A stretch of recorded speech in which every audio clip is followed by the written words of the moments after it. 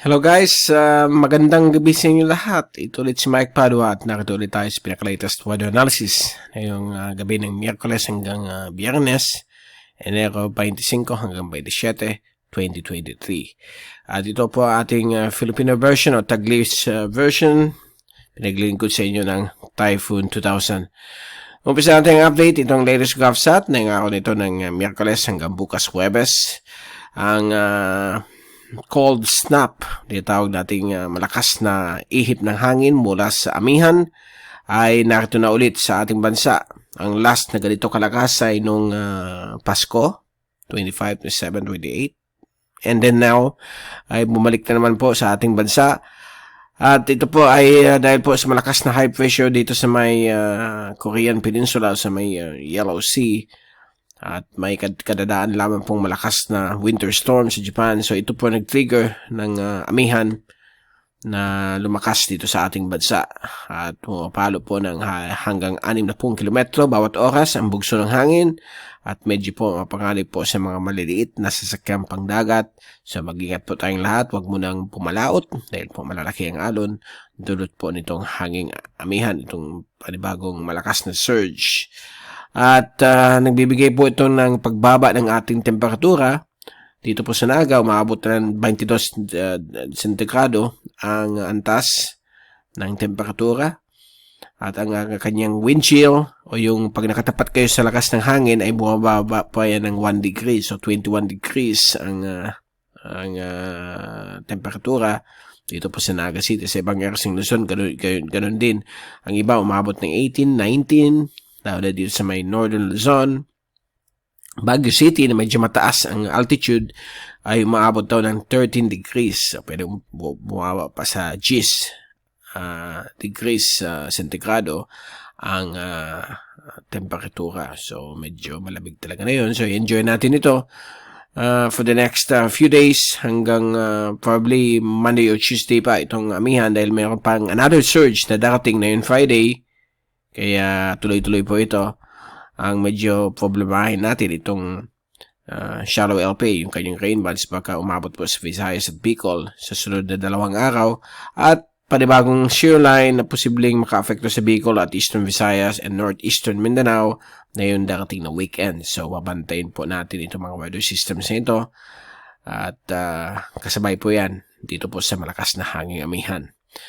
At kitang-kita po natin, umaabot po dito sa may Western Visayas, Sulu Archipelago, may Maropa, buong Luzon, Calayan Island Group, buong Dagat China, at West Philippine Sea, ang lakas po nitong amihan. Okay?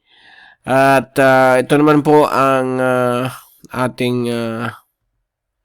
at dito naman po sa may Mindanao, ito po yung shallow LPA na may kanyang meron po tayong bagong shallow LPA but hindi po ito inaasahan na maging ganap na bagyo. Ang kanyang trough, yung kanyang rain bands ay bibigay po malakas na ulan dito po sa may Carga region at Davao regions. Okay, at kanyang risk of flooding and landslide ay nasa medium to high. So mapanganib po dyan. So mag-ingat po tayong lahat. Samantalang epekto po ng amihan, yung risk of flooding and landslides ay mananatiling nasa mababa at katamtaman na grado, okay? O ang kanyang risk factor. Now, punta natin yung fast animation. So, yan po, ang kitang-kita po natin dito. Ang kaulapan nitong si LPA na napakahina. At meron naman pong panibagong ulap dito sa Intertropical Convergence Zone. Mabantayin po natin yan for possible development. At kung titignan natin sa zoom in, satellite animation, makita po natin ang low-level nimbus stratus. Nagbibigay po ng drizzles to light rain showers across dulong Hilagang Luzon, Silangan Luzon, lalong-lalo na po sa may Northern Quezon. Bicol region ay apektado po nitong hanging amihan na medyo malakas. Ito naman po ang kaulapan, dala ng shallow LPA. Kaya pag i-switch natin sa infrared, ayan po. Yung dark red na yan po ang malalakas na ulan. At apektado po ang Northern Mindanao, Carga, at Davao regions. Okay, and then, makita ninyo mamaya sa forecast, itong ulap nito ay mag-expand po dito po sa may bahagi po ng Visayas at Bicol. So, gaganyan po siya. kasama rin po ang Mimaropa sa susunod na 2 araw. And then another surge o panibagong bugso ng amihan ang bababa sa Biyernes at malulusaw na po ito. Actually ito, tatahak ito ng pagganito. Dito po siya lalabas at lalabas ulit siya dito. Hindi po siya pwedeng bumangga sa amin dahil medyo malamig yan.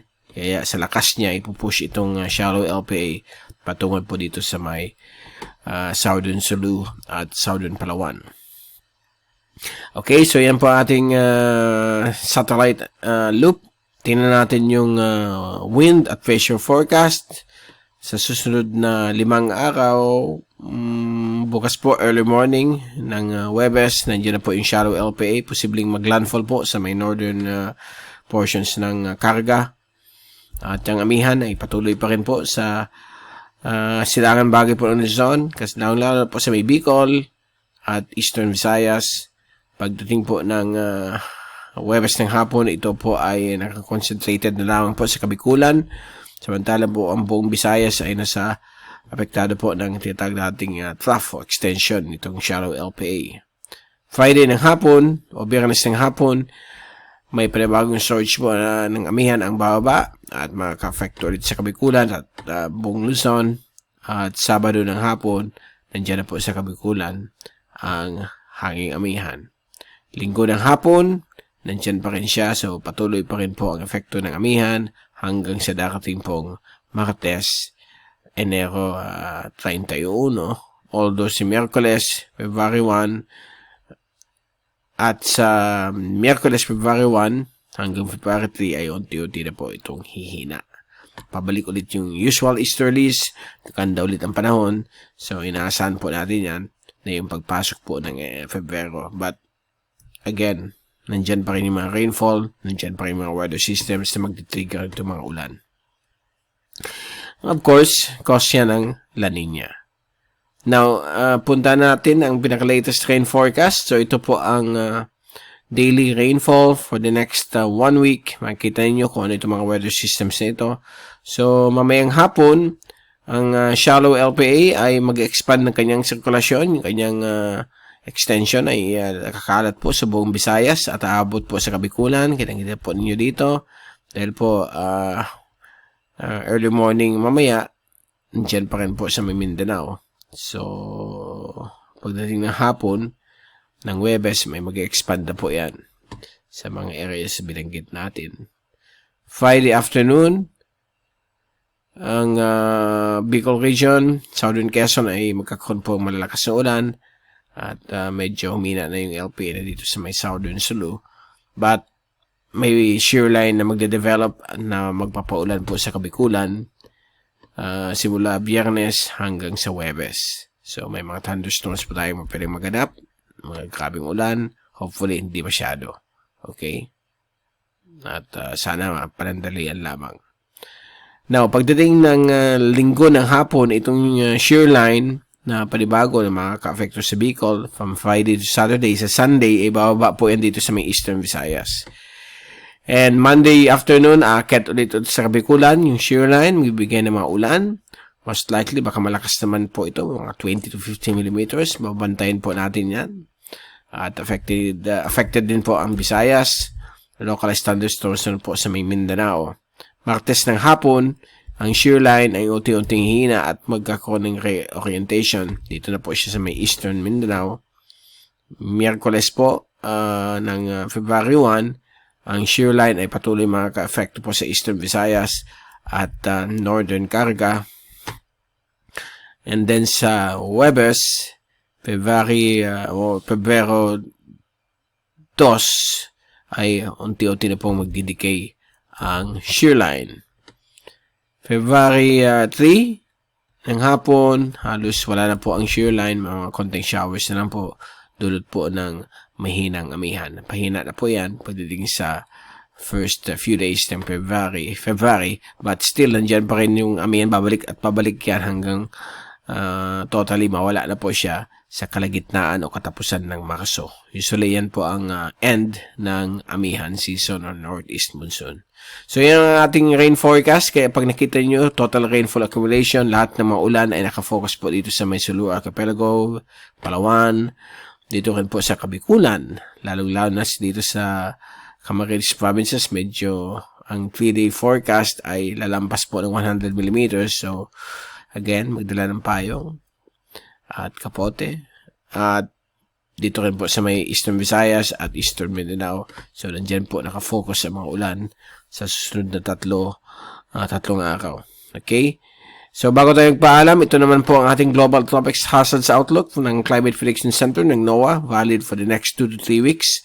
So, sa week 2, valid February 1 to February 7, next week po yan, ang Philippine Islands ay magkakaroon na po ng normal rainfall conditions, although magiging mas mataas pa sa 50% o 65% as well dito po sa Southern Philippines, lalo po sa Mindanao, Visayas at Southern Palawan. So, magiging mas mataas po ang mga rainfall.